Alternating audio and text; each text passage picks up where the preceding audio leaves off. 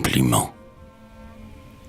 Tous ces jours-ci, mes chers lecteurs, je désirais, tel un petit garçon qui, frisé tout exprès, présente son rouleau noué d'un ruban rose, vous offrir un joli compliment.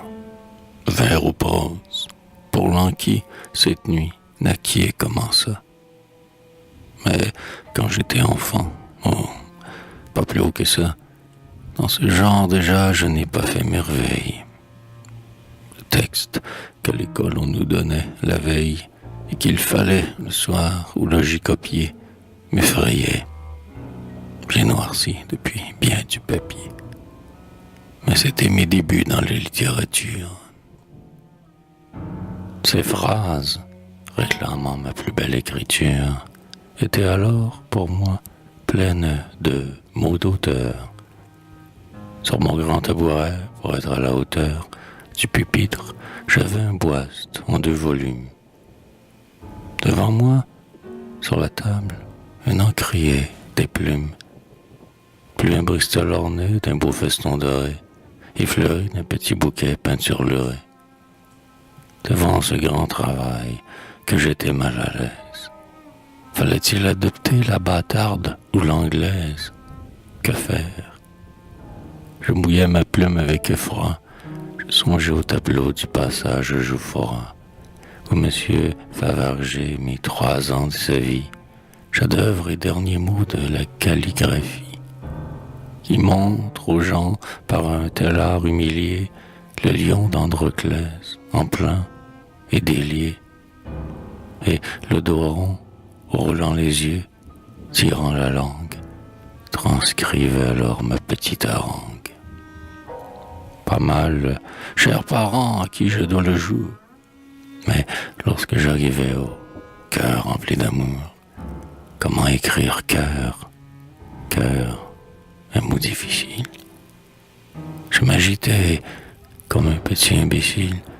Je me mettais avec des gestes consternés, de l'encre au bout des doigts, de l'encre au bout du nez.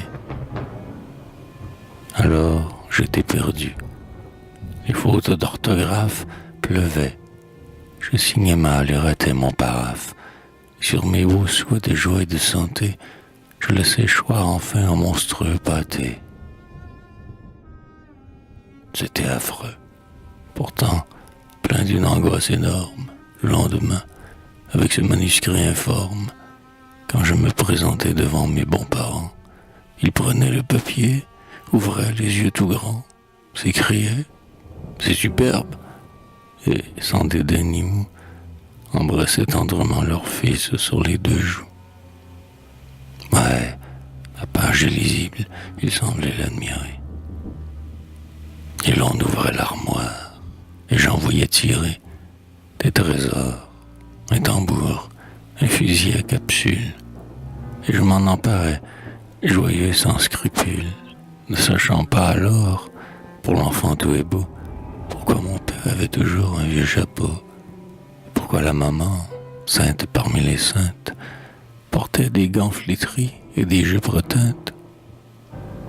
Ô humbles, comme moi né dans la pauvreté, je souhaite, d'abord avec sincérité, quand la nouvelle année entreprend sa carrière, le pain quotidien de la vieille prière.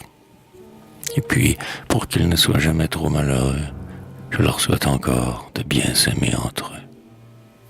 Du pain, de l'amour, tout est là. Le pauvre homme n'a vraiment pas le droit de trop se plaindre. En somme, si, du berceau d'osier au cercueil de sapin, toute sa vie, il a de l'amour et du pain.